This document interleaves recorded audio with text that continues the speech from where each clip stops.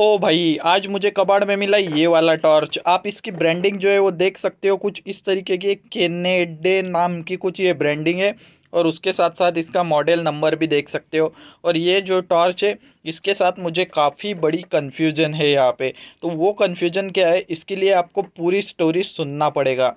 तो चलो शुरू करते हैं, लेकिन उससे पहले गाइज़ यार, मैं आपके लिए हर सुबह 8 बजे काफ़ी ज़्यादा मेहनत करके वीडियो बनाता हूँ। और आप उन वीडियो को लाइक ही नहीं करते और वो आप तक पहुंचती ही नहीं है। तो आप जल्दी से जल्दी इस वीडियो को लाइक कर दो, उसके साथ साथ चैनल को सब्सक्राइब करके नोटिफिकेशन बेल ऑल पे सेट कर दो, जिससे कि आपको ऐसे ही वीडियो हर रोज़ मिलती रहे। तो देखो, अब शुरू करते हैं कन्फ्यूजन वाली बात।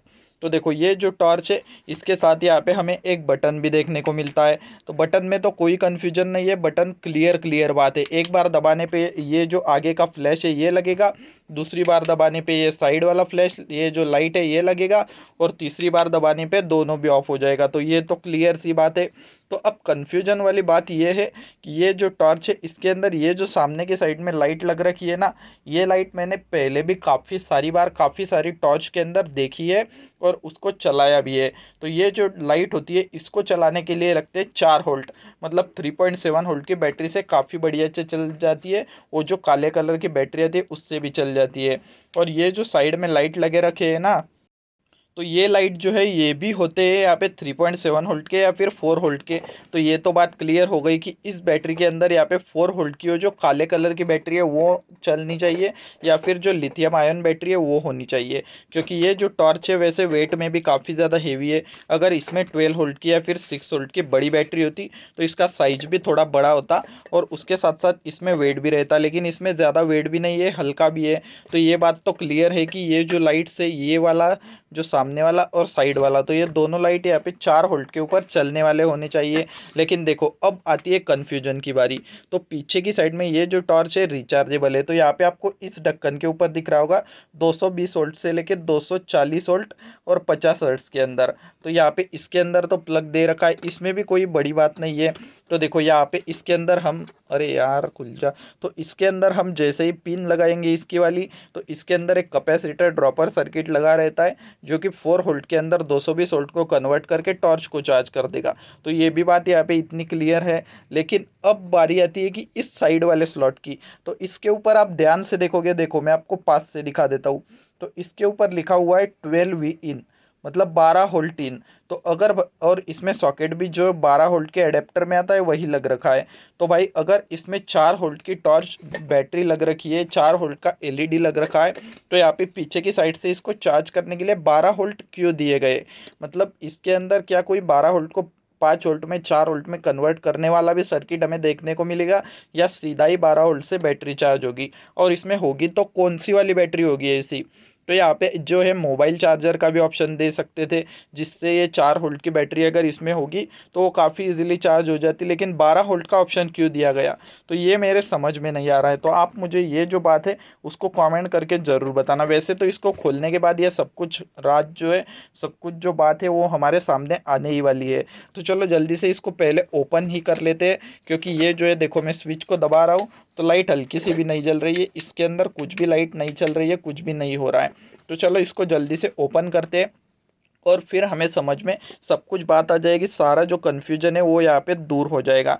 तो चलो इसको खोलने के लिए सबसे पहले तो आगे की साइड का ये जो मुंह है इसमें यहाँ पे चूड़ियाँ बनी हुई होती है, तो इसी को हमें खोलना पड़ेगा। तो चलो जल्दी से मैं इसको ओपन करता हूँ। और ये जो आगे की साइड का मुंह है इसको खोलने के बाद यहाँ पे देखो स्क्रू भी दिए गए हैं। ये हैंडल के ऊपर एक स्क्रू है, ये इस साइड में एक, ये दो हो गए, और ये नीचे की साइड में दो, मतलब टोटल 4 स्क्रू इसमें दे रखे हैं। तो चलो जल्दी से इस टॉर्च को यहाँ पे ओपन करके देखते हैं। तो ये हमारा आगे का मुंह यहाँ पे खुल रहा है, देखो यहाँ पे ये खुल चुका है और इसके अंदर ग्लास, हाँ भाई इसमें जो है ओरिजिनल ग्लास दे रखा है, देखो इसमें प्लास्टिक का ग्लास नहीं दे रखा है। ये काफ़ी अच्छी बात मुझे लगी, क्योंकि जो प्लास्टिक का ग्लास है वो धुंधला हो जाता है, वाइट पड़ जाता है, लेकिन इसमें ग्लास का ग्लास दे रखा है। अगर ये टॉर्च सही हुई ना भाई तो मज़ा ही आ जाएगा। मैं इसको यूज़ करने के लिए ही चालू करूँगा। देखो इसका एलईडी तो मुझे ठीक लग रहा है, कोई दिक्कत नहीं लग रही। अब चलो जल्दी से इसके जो स्क्रूज़ है वो यहाँ पे खोल लेते और देखते हैं कि इसमें हो क्या रखा है। मुझे तो 100% लग रहा है कि इसकी जो बैटरी है वही डेड हो चुकी होगी, जिसकी वजह से ये ख़राब हो गई, और कोई इसकी बैटरी वैसे रिपेयर करता नहीं है। ये, मतलब नई बैटरी इसमें डालता नहीं है, पूरी टॉर्च को ही फेंक देते। तो देखो अब ये वाला जो स्क्रू है ये भी यहाँ पे खुल चुका है। तो हमारे दोनों स्क्रू यहाँ पे खुल चुके हैं, लेकिन टॉर्च अभी तक भी काफ़ी ज़्यादा टाइटली लग चुका है, खुल नहीं रहा है। तो चलो ये जो दो स्क्रू हैं इनको भी यहाँ पे खोल ही लेते और फिर हमें पता चलेगा कि ये खुलता है या इसमें कोई और सिस्टम लग रखा है। तो देखो ये भी स्क्रू खुल चुका, अब सिर्फ ये लास्ट वाला स्क्रू बचा हुआ है।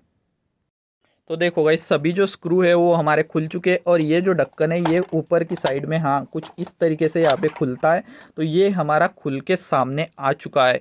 इसके अंदर का ये जो पैनल है इसमें अंदर कुछ भी नहीं है। अब देखते हैं कि ये जो पैनल है इसमें क्या क्या लग रखा है और क्या ख़राब है और क्या सही है। तो देखो गाइस जैसा कि मैंने आपको कहा था इसके अंदर वही काली वाली बैटरी लग रखी है। पहले चलो इसका जो सर्किट है उसी को देख लेते हैं, लेकिन सर्किट भी यहाँ पे निकल नहीं रहा है भाई, पीसीबी के साथ यहाँ पे फिक्स है।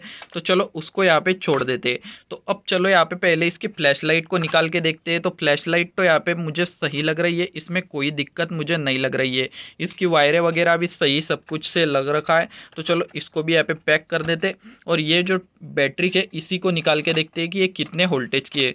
तो हाँ इसमें थोड़ा बहुत तो वेट है भाई। तो आप देख सकते हो कि जो बैटरी है हमारी वो कितने वोल्टेज की है, यहाँ पे 4 वोल्ट के अंदर है और 1.6 एम्पियर की है। ये भी जिस कंपनी की टॉर्च है उसी कंपनी की बैटरी भी बना रखी है भाई, वो तो कोई बड़ी बात नहीं होती।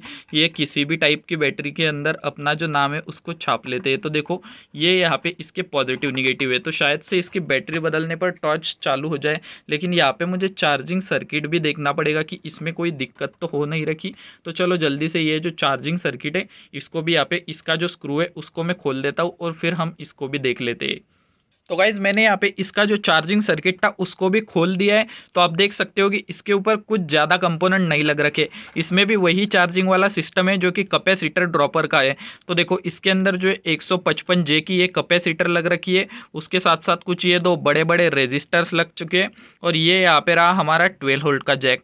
लेकिन अभी भी मेरे जो कन्फ्यूजन है वो क्लियर नहीं हो पा रही है कि ये जो 12 वोल्ट का पावर है वो जाता कहाँ पे है और किस तरीके से वो 4 वोल्ट के अंदर कन्वर्ट होता है। तो मुझे यहाँ पे लग रहा है कि ये जो सर्किट है इसके अंदर देखो ये यहाँ पे कुछ ट्रांजिस्टर वगैरह लग रखे हैं। तो इसी के अंदर कोई छोटा सा वोल्टेज रेगुलेटर होगा, या फिर ये जो ट्रांजिस्टर है इन्हीं के ज़रिए ये जो वोल्टेज है ये जो पावर है ये कम होती होगी।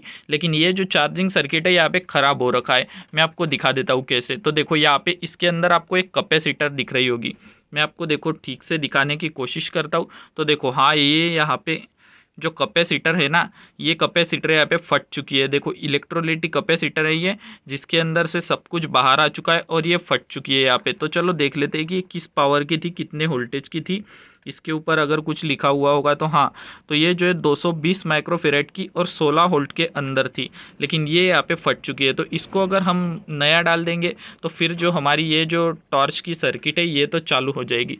लेकिन हमें अभी भी ये देखना बाकी है कि इसकी जो लाइटिंग वगैरह है वो सही है या ख़राब हो चुकी है। तो चलो सबसे पहले हम क्या काम करते हैं कि ये जो इसके अंदर लग रखी बैटरी है ना, इस बैटरी को ये यहाँ पे मल्टीमीटर से चेक कर लेते हैं कि इसमें पावर है या बैटरी ख़राब हो चुकी है। तो गाइज ये यहाँ पे मैं मल्टीमीटर लेकर आ गया। तो चलो इसको डीसी के ऊपर सेट कर देते। तो देखो इसको मैंने डीसी के ऊपर सेट कर दिया है। अब यहाँ पे मल्टीमीटर को रखते हैं और मैं जो है प्रॉप को बैटरी के साथ कनेक्ट करता हूँ और फिर देखते हैं कि कुछ जो वोल्टेज वगैरह है वो यहाँ पे देखने को मिलता है या नहीं। तो देखो मैंने यहाँ पे दोनों जो प्रॉप्स थी उनको यहाँ पे बैटरी के साथ कनेक्ट कर दिया है, और आप देख सकते हो मल्टीमीटर के अंदर कि कुछ भी वोल्टेज नहीं आ रहा है। 0.27 0.20 इस तरीके का कुछ वोल्टेज हमें नज़र आ रहा है।